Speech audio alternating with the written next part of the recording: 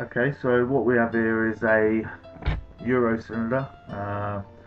It's a 6 pin, and I'm going to attempt to pick it using first my rake, and then we go on to the diamond pick, not forgetting the tension tool.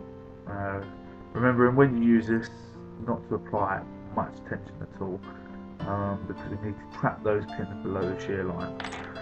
Just to quickly give you, this is the key. We'll put it in. You can see the cam here is turning. Okay, so first we're going to go to we'll use the diamond pick. Now a lot of these can be raked with a diamond pick as well. So I'll quickly just show you, as hands don't get in the way. Diamond pick, quick look at that. Okay, and then give it a pick.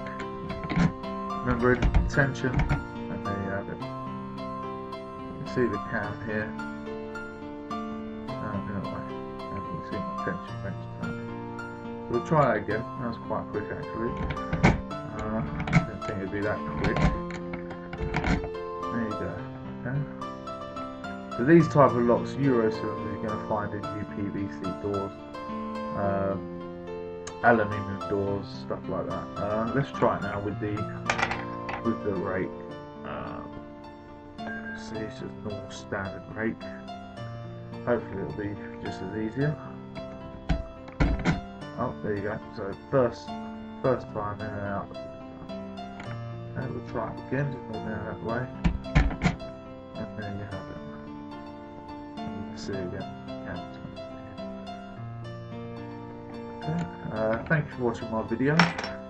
Next one we're going to do will be just a normal, probably something like a rim cylinder, Yao lock, something like that.